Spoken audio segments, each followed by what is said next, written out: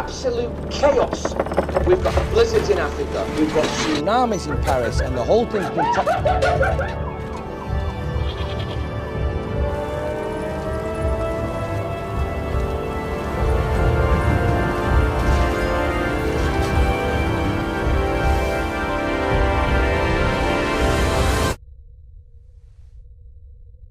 Gosh darn it.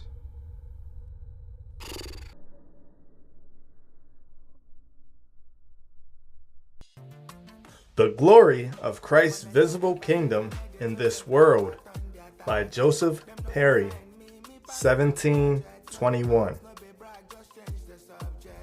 This hair is not only beautiful, excellent, and glorious, but it is useful, and that may be another reason why Christ's hair is compared to pure wool. Now we know that wool is exceedingly useful among us upon many accounts. Wool is looked upon by some to be one of the greatest manufactories in the Kingdom of Great Britain. Fourthly and lastly, wool is made of use in many things for beauty and ornament, as well as for necessity. Now we know that a well-grown head of hair and of a beautiful color is comely and ornamental, not only to the head, but it beautifies the body. And therefore this hair, like pure wool that so beautifies the head of Christ, puts a beauty and a glory upon this whole mystical body, the church. A geographical description of the 4 parts of the world, taken from the notes and works of the famous Monsieur Sanson by Richard Plum, 1670. When God had promised it to Abraham and his posterity, it was called the land of promise.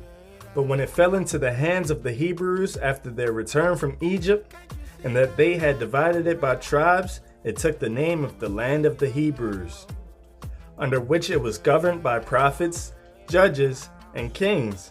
But under these kings it was soon divided into 2 realms, which they called Judah and Israel.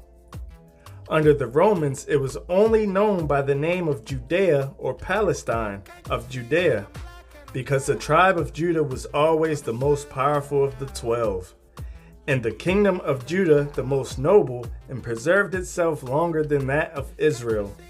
Of Palestina, because of the Philistines, which possessed a part of the maritime coast of Judea, were powerful and very well known to strangers.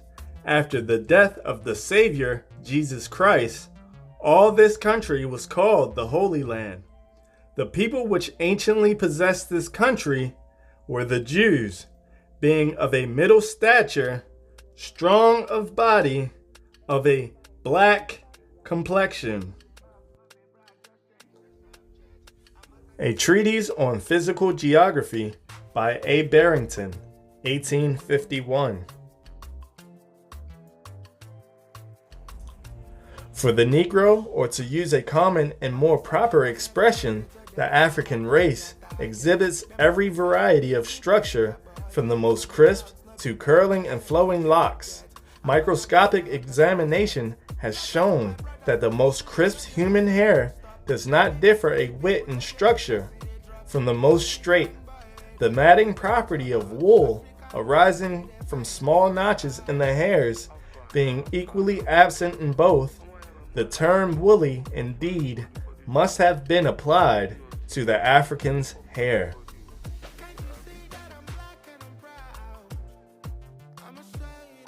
The Classifications of Mankind by the Hair and Wool of Their Heads by P.A. Brown, LL.D., 1850. For these and other reasons, we are convinced that the Negro has on his head wool, properly so termed, and not hair.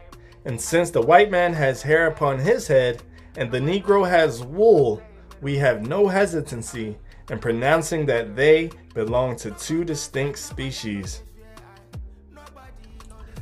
A History of the Negro Race in America, from 1619 to 1880, by George W. Williams.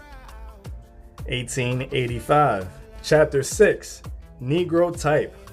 It has often been said that independently of the woolly hair and the complexion of the Negroes, there are sufficient differences between them and the rest of mankind to mark them as a very peculiar tribe. What Color Was Jesus?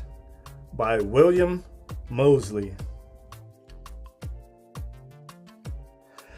As one of the pillars of African American scholarship, based at Morehouse in Atlanta, Dr. Cofer has consistently shown through linguistics and word studies that the Bible has its roots on African soil, and that the people portrayed on its pages are African people. Arthur Koestler, a Scottish scholar, picks up where Cofer leaves off and demonstrates in his, the 13th tribe, that there were no European Jews until the 7th century AD. Everybody in the Old Testament was African black, and no white person appears until mention is made of the Roman occupation.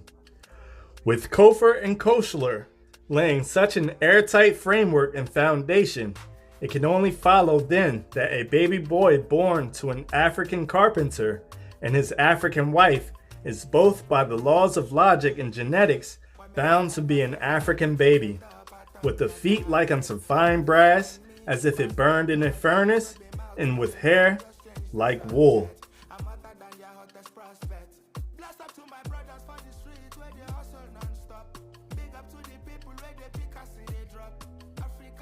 The gloves are off, God. God has taken my bird and my bush. God is a mean kid with a magnifying glass. Smite me, O mighty smiter. Now, I'm not much for blaspheming, but that last one made me laugh. Bruce, I'm God.